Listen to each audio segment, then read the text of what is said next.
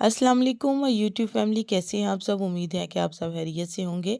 आज मैं आपके साथ बहुत ही ज़बरदस्त सी कड़ी पकोड़े की रेसिपी शेयर करूंगी।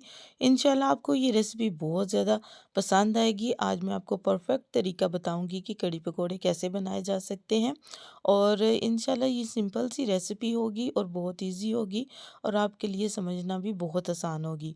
चलते हैं जी हम अपनी रेसिपी की तरफ। सबसे पहले हमने लिए हैं 2 अदद मीडियम साइज़ के प्याज, 2 टमाटर और 5 से 7 जवे लहसुन के लिए हैं। अब हम 1 से डेढ़ ग्लास पानी इसमें ऐड करेंगे। उसके बाद इसको कवर करके वेट लगा देंगे। मसाला गलने तक हम इंतज़ार करेंगे। 10 से 15 मिनट के अंदर अंदर मसाला जो है बिल्कुल रेडी हो जाएगा। ये देखें जी, हमने इसको कवर करके चूल्हे पे चढ़ा दिया है।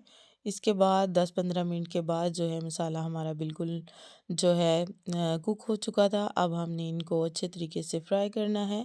इसमें बारी बारी हम स्पाइस डालेंगे, ऑयल डालेंगे और सिंपली हम अपना मसाला जो है कड़ी के लिए वो बिल्कुल रेडी कर लेंगे। 1 कप हमने इसमें ऑयल शामिल किया है। अब बारी बारी सारे स्पाइसेस हम इसमें ऐड करते जाएंगे। सबसे पहले 1 टेबल स्पून मैंने इसमें नमक ऐड किया है। 1 टेबल स्पून मैंने इसमें लाल मिर्च, दड़ा मिर्च हमने ऐड करनी है और हल्दी पाउडर भी 1 टीस्पून हमने इसमें ऐड कर लेना है। और इसी तरह हमने सारे जो हम स्पाइसेस ऐड करने हैं, इसी तनासब से आप स्पाइसेस ऐड करेंगे तो आपकी कड़ी जो है बिल्कुल परफेक्ट बनेगी। अगर आप स्पाइसेस में थोड़ी कमी पेशी करना चाहते हैं अपने टेस्ट के मुताबिक तो आप वो भी कर सकते हैं। इसमें मैंने ज़ीरा पाउडर भी 1 टीस्पून ऐड किया है और 1 टीस्पून इसमें मैंने पिसा हुआ खुशक धनिया भी ऐड कर लिया है। उससे टेस्ट बहुत ही ज़बरदस्त आता है।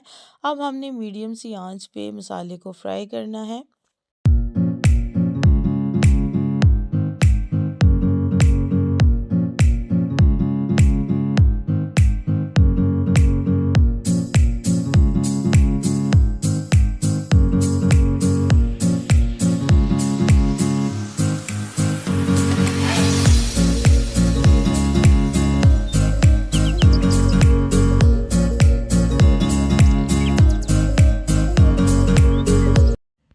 5 से 7 मिनट के अंदर मसाला हमारा बिल्कुल रेडी हो गया है।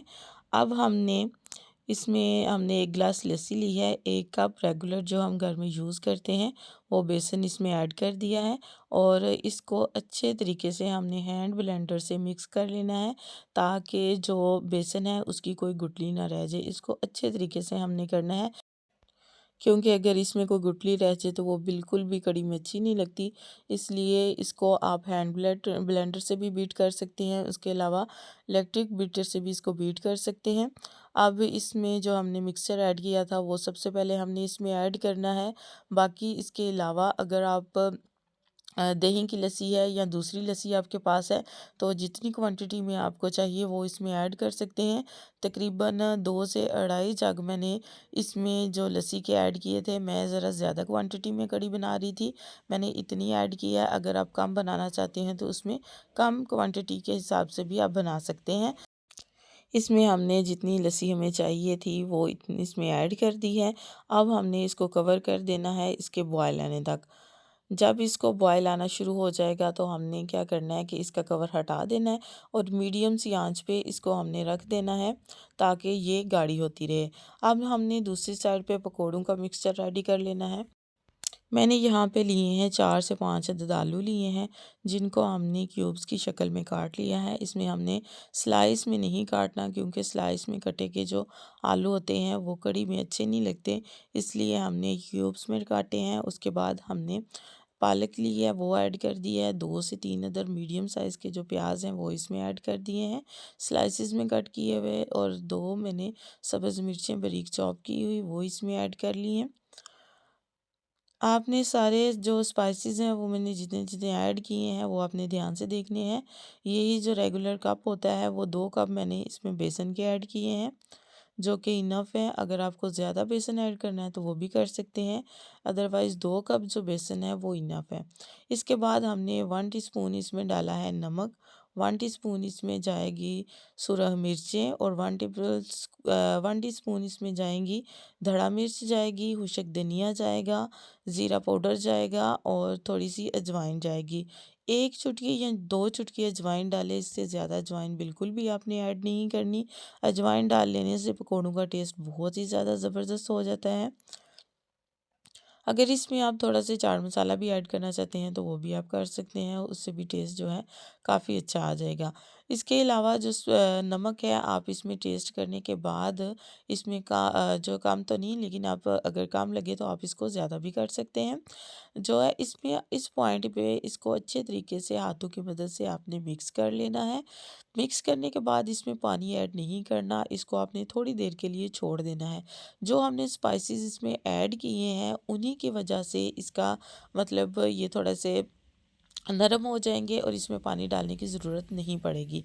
थोड़ी देर के बाद हमने इसको चेक किया तो पकोड़े जो हैं, हमारा मिक्सचर बिल्कुल रेडी हो गया है। हमने पानी डाले बगैर जो है मिक्सचर बिल्कुल अच्छा हो गया है। अगर हम शुरू से ही पानी डाल देंगे तो मिक्सचर बहुत ज़्यादा पतला हो जाएगा। अब जो है कढ़ाई में ना हमने ऑयल गरम कर लिया है। ऑयल गरम करने के बाद हमने हाथों की मदद से या किसी भी स्पून से हमने ये जो थोड़ा-थोड़ा मिक्सचर जो है वो ऐड करते जाना है और हमारे जो पकोड़े हैं वो बिल्कुल रेडी होते जाएँगे ज़बरदस्त से।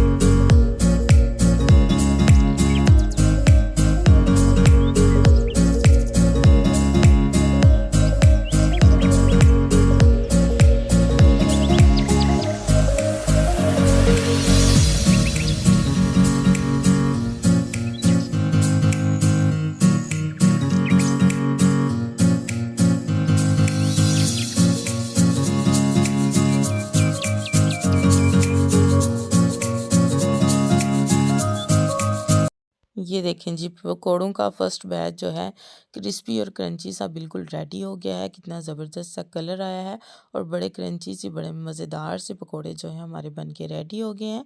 इसी तरह हमने बारी बारी सारे जो पकौड़े हैं वो रेडी कर लेने हैं। ये देखिए जी, ज़बरदस्त सा इनका कलर आ गया है और खाने में भी ये बहुत ही मज़े के थे। आप ऐसे भी मौसम को एंजॉय करने के लिए कड़ी के बगैर भी आप इनको खा सकते हैं, बहुत ही लाजवाब बनते हैं। इसी तरह हमने दूसरा बैच भी इसमें ऐड कर लिया है और ये भी ज़बरदस्त सा रेडी हो गया था। इसी तरह हमने बारी बारी सारे जो पकौड़े हैं वो रेडी कर लिए थे। जैसे कि आजकल बारिश का सीज़न है, उसमें पकोड़े बहुत ही ज़बरदस्त लगते हैं। इसके अलावा हमने बच्चों के लिए थोड़े से फ्राइज़ रेडी किए थे। बच्चे पकोड़े पसंद नहीं करते, स्पाइसी होते हैं, तो इसलिए उनके लिए हमने साथ-साथ फ्राइज़ भी रेडी कर लिए थे।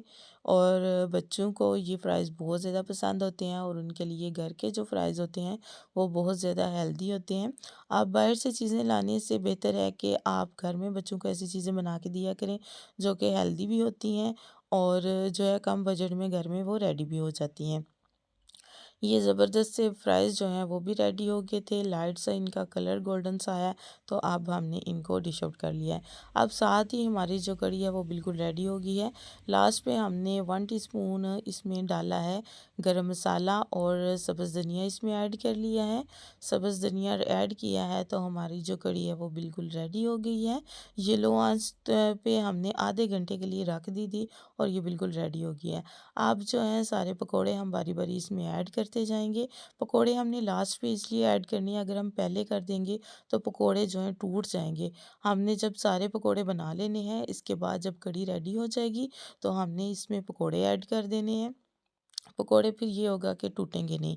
अब हमने थोड़ा-सा तड़का रेडी करना है, थोड़ा-सा हमने ऑयल लिया है, 4 से 5 चम्मच हमने ऑयल के लिए हैं और छोटे जो चम्मच होते हैं वो वाले। उसके बाद हमने 1 टीस्पून जो है इसमें ज़ीरा लिया है। ज़ीरे को थोड़ा-सा फ्राई करना है और जो सुरख मिर्चें हैं उनको भी थोड़ा-सा फ्राई करना है और इसको कढ़ी के ऊपर हमने तड़का लगाना है, जिससे इसकी शाइन भी बड़ी ज़बरदस्त आती है और कढ़ी का जो मज़ा भी दुबाला हो जाता है। बहुत ज़बरदस्त सा इससे टेस्ट आ जाते हैं। ये देखें जी, कढ़ी की लुक कितनी ही ज़बरदस्त लग रही है, ये खाने में में भी बहुत ही लाजवाब थे। आपने ये रेसिपी ज़रूर ट्राई करनी है, छोटी-सी सिंपल सी रेसिपी है और इस तरह की हेल्दी रेसिपीज़ घर में लाज़मी ट्राई किया करें। ये देखिए जी, ज़बरदस्त सी हमारी कढ़ी रेडी हो गई है। अब हम इसे करेंगे जी डिश आउट। ये है इसकी फाइनल लुक। ये देखने में और खाने में बहुत ही ज़बरदस्त थी। हमने इसको डिश आउट कर लिया है। ये बहुत ही लाजवाब, बहुत ही मज़े की रेसिपी है। आपने लाज़मी ये रेसिपी ट्राई करनी है और मुझे बताना है कि आपके कढ़ी पकोड़े कैसे बने हैं।